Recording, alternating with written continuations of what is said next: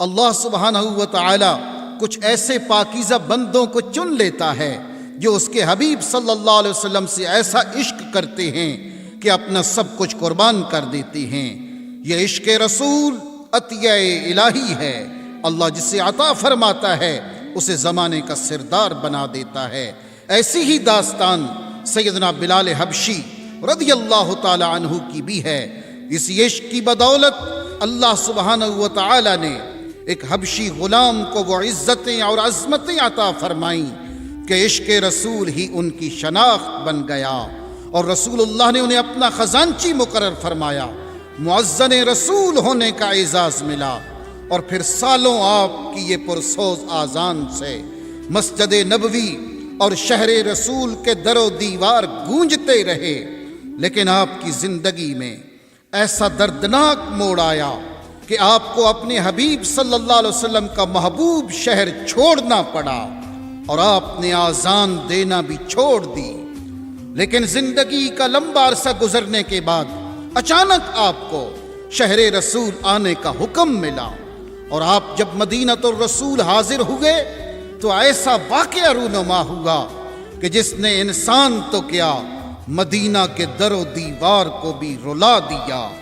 کس چیز نے آپ کو مدینہ طیبہ سے جانے پر مجبور کیا، اور کس کے حکم پر آپ فوراً مدینہ پاک پہنچے، اور وہاں رلا دینے والا کیا واقعہ رونما ہوا؟ آئیے اس ایمان افروز داستان عشق کو سن کر اپنے ایمان کو تازہ کرتے ہیں۔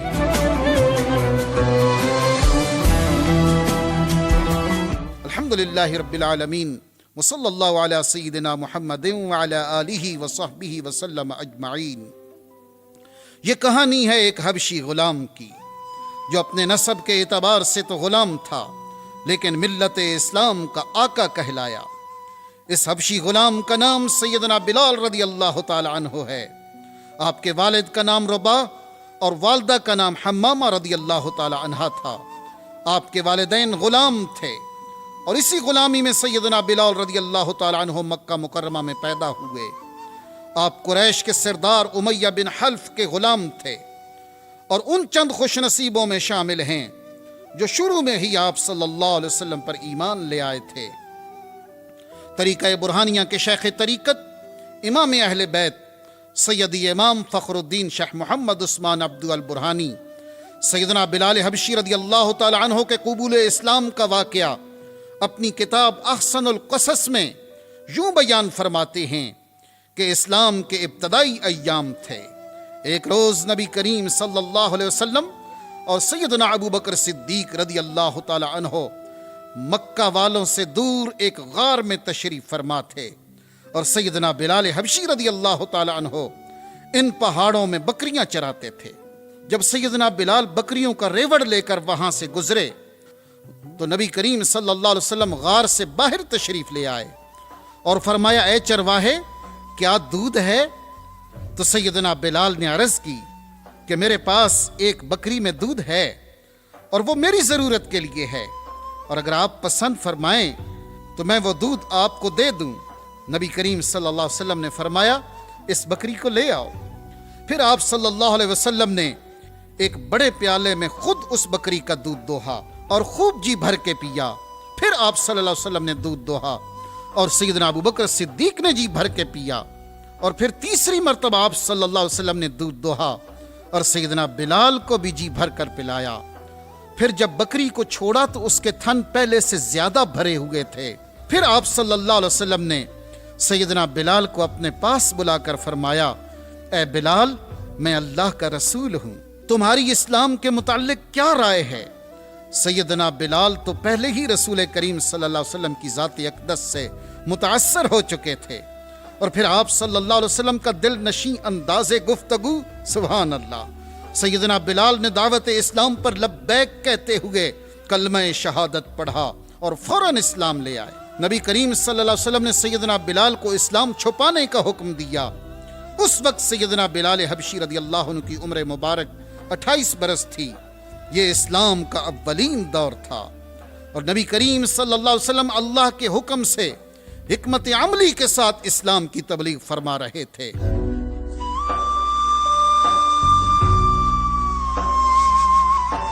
امیہ بن حلف نے جلد ہی محسوس کر لیا کہ اس کا غلام بلال تو نبی کریم صلی اللہ علیہ وسلم کا غلام بن گیا ہے اور آپ صلی اللہ علیہ وسلم پر ایمان لے آیا ہے۔ امیہ بن حلف چونکہ سخت مشرک اور دشمن اسلام تھا، اسے جب یہ معلوم ہوا تو وہ آتش انتقام سے بھڑک اٹھا۔ سیدنا بلال کو اپنے پاس بلایا اور ان سے پوچھا کہ مجھے بتایا گیا ہے کہ تو نے لات و منات اور عزا سے منہ پھیر لیا ہے اور کوئی معبود تلاش کر لیا ہے، کیا یہ بات سچ ہے؟ سیدنا بلال فوراً بولے، ہاں، میں محمد صلی اللہ علیہ وسلم کے دین حق پر ایمان لے آیا ہوں اور اس اللہ کو معبود حقیقی مانتا ہوں جس کا پتہ مجھے میرے آقا و مولا محمد مصطفیٰ صلی اللہ علیہ وسلم نے مجھے دیا ہے۔ امیہ بن حلف نے سیدنا بلال کا یہ بے باک جواب سنا تو سر سے پاؤں تک بدن میں آگ لگ گئی کہ ایک غلام ہوتے ہوئے اس قدر بے باکی۔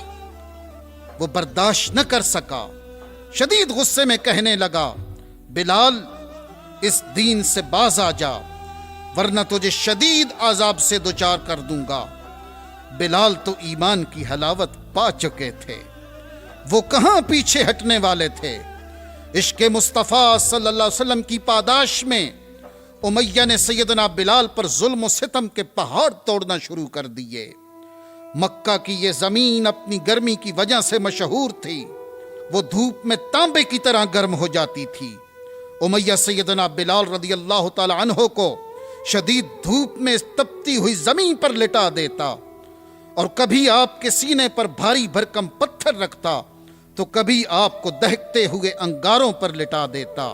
آپ کے بدن کی چربی پگھل پگھل کر انگارے بجھا دیا کرتی تھی، لیکن آپ کے سینے میں عشق رسول صلی اللہ علیہ وسلم کی وہ شمع روشن تھی کہ ظلم و ستم کی کوئی آندھی اسے بجھا نہ سکی۔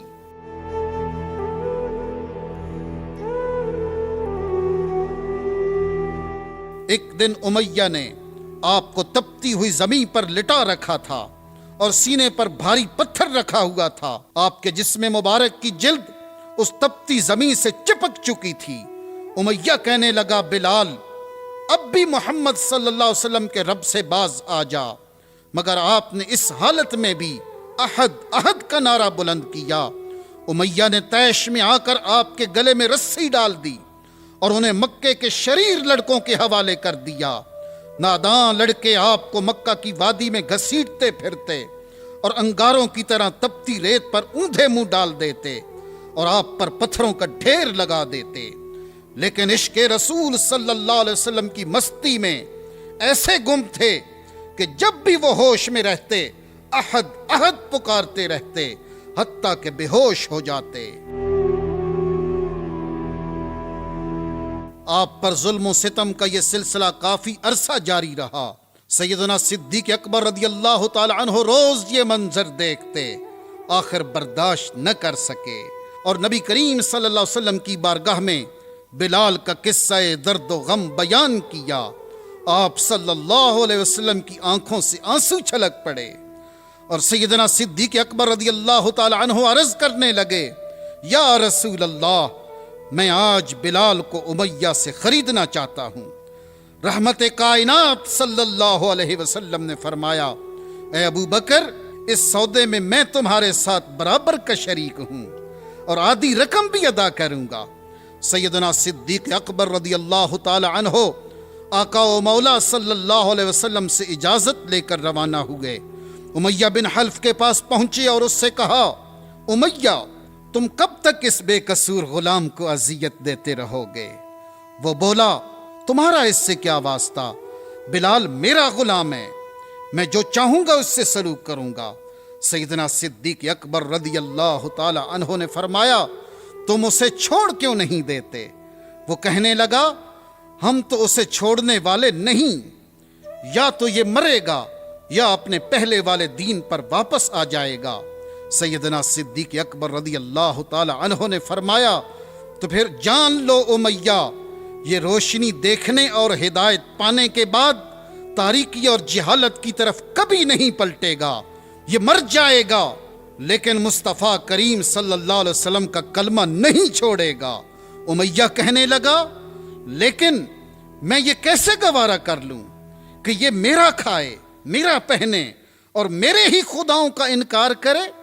آپ رضی اللہ تعالی عنہ نے فرمایا تو پھر ایسا کرو، اسے میرے ہاتھ فروخت کر دو۔ امیہ بولا کیا قیمت ادا کرو گے؟ فرمایا جتنی تم چاہو۔ امیہ نے کئی گنا زیادہ قیمت مانگی تاکہ سیدنا صدیق اکبر مایوس ہو جائیں، مگر آپ نے فرمایا مجھے منظور ہے۔ امیہ حیران رہ گیا۔ سیدنا صدیق اکبر رضی اللہ تعالی عنہ منہ مانگی قیمت ادا کر کے بلال کو امیہ سے خرید لیا۔ اب سیدنا صدیق اکبر رضی اللہ تعالی عنہ سیدنا بلال کو لے کر رسول اللہ کی طرف روانہ ہوئے۔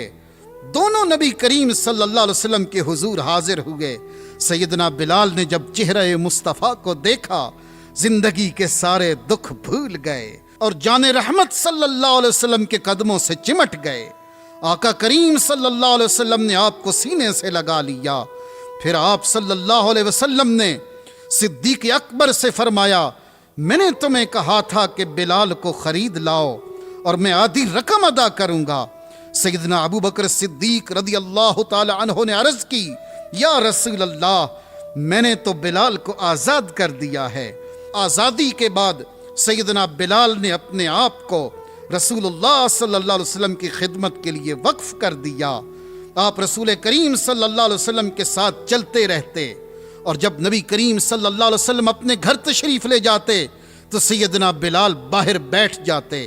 انتظار کے لمحات طویل ہوتے یا مختصر، جب آپ صلی اللہ علیہ وسلم گھر سے باہر نکلتے تو سیدنا بلال آپ کی معیت میں پھر پیچھے پیچھے چل پڑتے۔ نبی کریم صلی اللہ علیہ وسلم نے آپ کو اپنا خزانچی بنا لیا۔ کسی کو کچھ عطا کرنا ہوتا تو بلال کو بلایا جاتا، اور سفر میں نبی کریم صلی اللہ علیہ وسلم کے کھانے پینے کا انتظام بھی سیدنا بلال ہی کے سپرد ہوتا تھا۔ مدینہ منورہ کی ابتدائی زندگی میں جب نماز کے لیے اذان دینے کا طریقہ مقرر ہوا اور کسی کو مؤذن مقرر کرنے کی باری آئی تو نبی کریم صلی اللہ علیہ وسلم کی نظر انتخاب سیدنا بلال پر ہی ٹھہری۔ آپ صلی اللہ علیہ وسلم نے سیدنا بلال کو اذان دینے کا حکم فرمایا، اور سیدنا بلال رضی اللہ تعالی عنہ نے نبی کریم صلی اللہ علیہ وسلم کے بالکل سامنے کھڑے ہو کر اسلام کی سب سے پہلی اذان دی۔ اللہ اکبر اللہ۔ پھر نبی کریم صلی اللہ علیہ وسلم کے وصال تک آپ رضی اللہ تعالی عنہ نے یوں اذانیں دیں کہ عرب و عجم میں آپ مؤذن رسول کے لقب سے مشہور ہو گئے۔ فتح مکہ کے دن جب وہ سارے سردار اور ظالم لوگ جو رسول کریم صلی اللہ علیہ وسلم اور آپ کے غلاموں کو بیت اللہ میں نماز پڑھنے نہیں دیتے تھے اور ظلم و ستم کرتے تھے، آج وہ سب مجرموں کی طرح سر جھکائے صحن کعبہ میں نبی کریم صلی اللہ علیہ وسلم کے سامنے کھڑے تھے۔ ادھر نماز کا وقت ہو گیا۔ اللہ کے حبیب صلی اللہ علیہ وسلم نے فرمایا بلال کعبہ کی چھت پر چڑھ جاؤ اور آذان دو۔ یہ وہی بلال ہیں جن کے گلے میں رسی ڈال کر اس شہر مکہ کی گلیوں میں گھسیٹا جاتا تھا، جن کے پاس بیٹھنا بھی کوئی پسند نہیں کرتا تھا۔ نبی کریم صلی اللہ علیہ وسلم کے دامن رحمت سے وابستہ ہوئے تو اللہ نے وہ شان عطا فرمائی کہ وہی بلال آج کعبے کی چھت پہ کھڑے ہیں، اور سارے قریشی سردار مجرموں کی طرح نیچے کھڑے ہیں، اور بلال کعبہ کی چھت پر کھڑے ہو کے یہ سوچ رہے ہیں کہ میں نے مسجد نبوی میں آذان دی تو چہرہ کعبے کی سمت کیا، میں نے بدر و احد کے میدانوں میں آذانیں دیں تو چہرہ کعبے کی سمت کیا، میں نے جہاں جہاں بھی آذان دی چہرہ اسی کعبے کی سمت کیا، لیکن جس کعبے کی طرف منہ کر کے ساری عمر آذانیں دیتا رہا ہوں، آج وہ کعبہ تو میرے قدموں تلے ہے، آج میں اپنا منہ کس جانب کروں؟ بلال کے عشق نے جواب دیا، بلال ساری عمر کعبے کی طرف منہ کر کے آذانیں دی ہیں، آج خود کعبے کی چھت پر کھڑے ہو اور اللہ کے حبیب صلی اللہ علیہ وسلم کے رخ انور کی جانب منہ کر کے آذان دو، جو کعبے کا بھی کعبہ ہیں آپ رضی اللہ تعالی عنہ نے نبی کریم صلی اللہ علیہ وسلم کی جانب چہرہ کر لیا اور یوں کعبے کی چھت پر کھڑے ہو کر آذان دی، اشہد ان محمد رسول اللہ۔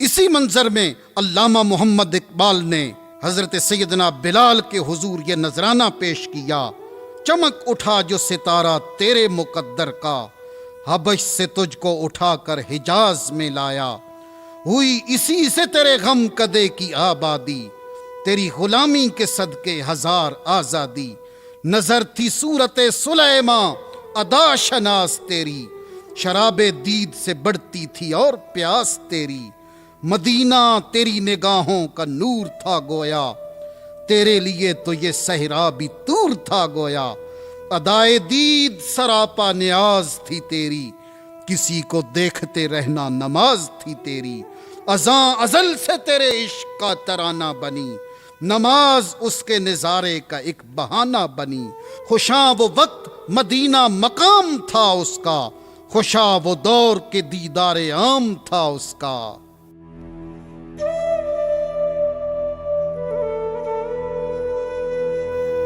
11 ہجری میں نبی کریم صلی اللہ علیہ وسلم کا وصال ہوا۔ وصال نبوی کا سانے تمام صحابہ کرام کے لیے بہت بڑا صدمہ تھا۔ سیدنا بلال پر تو غموں کے پہاڑ ٹوٹ پڑے، وہ جہاں جاتے اپنے آقا صلی اللہ علیہ وسلم کی یاد میں تڑپتے رہتے، خصوصاً مدینہ منورہ کا گوشہ گوشہ آپ کو رسول کریم صلی اللہ علیہ وسلم کی یاد دلاتا۔ چنانچہ آپ لشکر اسلامی کے ساتھ ملک شام چلے گئے اور آذان دینا بند کر دی۔ طریقہ برہانیہ کے شیخ طریقت امام اہل بیت سیدی امام فخر الدین شیخ محمد عثمان عبدو البرہانی بیان فرماتے ہیں، ملک شام میں آپ کو ایک عرصہ گزر گیا۔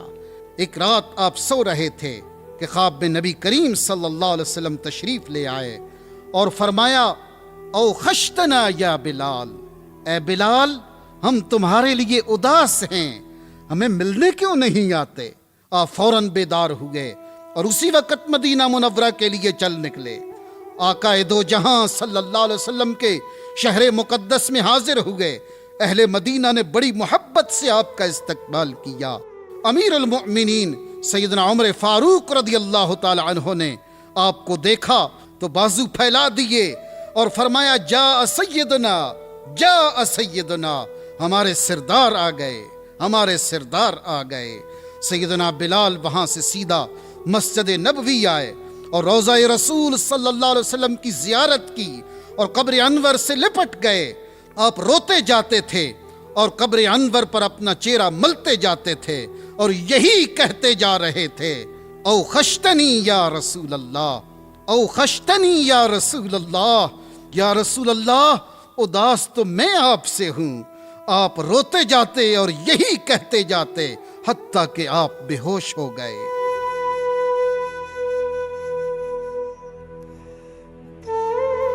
اتنی دیر میں لوگ مسجد میں جمع ہونے لگ گئے اور فرمائش کرنے لگے، بلال ایک دفعہ وہ آذان تو سنا دو جو حبیب مصطفیٰ صلی اللہ علیہ وسلم کے زمانے میں سناتے تھے۔ لیکن آپ سب کو معاذرت کرتے تھے۔ پھر جب حسنین کریمین رضی اللہ تعالی عنہما تشریف لائے، آپ نے انہیں بہت پیار کیا، انہوں نے بھی آذان کی فرمائش کر دی۔ اب بلال اپنے آقا کریم صلی اللہ علیہ وسلم کے شہزادوں کی فرمائش کیسے رد کر سکتے تھے؟ سیدنا بلال آذان دینے کے لیے کھڑے ہوئے۔ جو ہی مؤذن رسول کی زبان سے اللہ اکبر کی صدا بلند ہوئی، مدینہ کے مسلمان تڑپ اٹھے۔ یوں لگ رہا تھا کہ جیسے حضور کا زمانہ پھر لوٹ آیا ہے۔ جس کے کانوں میں بلال کی آذان کی صدا پہنچی، مرد و زن اپنے گھروں سے نکل کر روتے ہوئے مسجد نبوی کی طرف دوڑے چلے آئے۔ ہر آنکھ اشک بار تھی، ہر دل میں اپنے آقا و مولا صلی اللہ علیہ وسلم کی یاد تازہ ہو گئی۔ ادھر سیدنا بلال کی کیفیت ہی کچھ اور تھی۔ آپ جب نبی کریم صلی اللہ علیہ وسلم کے سامنے آذان دیا کرتے تھے تو جب یہ کلمات ادا کرتے، اشہد ان محمد رسول اللہ، تو بلال نبی کریم صلی اللہ علیہ وسلم کی طرف نظر اٹھاتے اور آپ صلی اللہ علیہ وسلم کو دیکھ کر رسالت کی گواہی دیا کرتے. لیکن آج جب آپ ان کلمات پر پہنچے اور حسب عادت منبر رسول کی طرف نظر اٹھا کر دیکھا تو نظارے بدل چکے تھے. رسول اللہ صلی اللہ علیہ وسلم آپ کو دکھائی نہ دیے. آپ پر اتنا صدمہ طاری ہوگا کہ آپ بے ہوش ہو گئے اور اس سے آگے آذان نہ دے سکے. یہ سیدنا بلال کی زندگی کی آخری آذان تھی.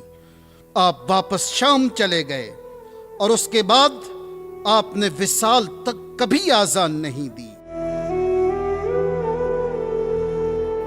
جب آپ کے وصال کا وقت آیا تو آپ کی زوجہ رونے لگی اور کہنے لگی ہائے افسوس ہائے افسوس. سیدنا بلال شدید بیمار تھے لیکن آپ نے آنکھیں کھولی اور فرمایا واہ کیا ہی خوشی کا ساماں ہے.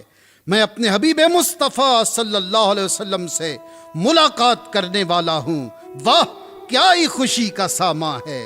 اور جب آپ کا وصال ہوا تو سیدنا عمر فاروق رضی اللہ تعالی عنہ کو خبر دی گئی.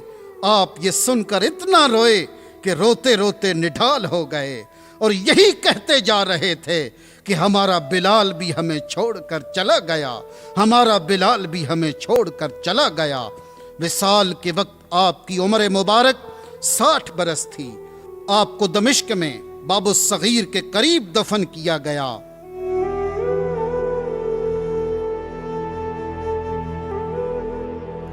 اللہ سبحانہ و تعالی آپ کے عشق رسول کا ایک ذرہ ہمیں بھی عطا فرما دے اور آپ رضی اللہ تعالی عنہ کے صدقے اللہ ہمیں بھی اپنے حبیب صلی اللہ علیہ وسلم کی محبت اور کامل اتباع نصیب فرمائے. آمین. وصلی اللہ علی سیدنا محمد وعلی آلہ وصحبہ وسلم اجمعین.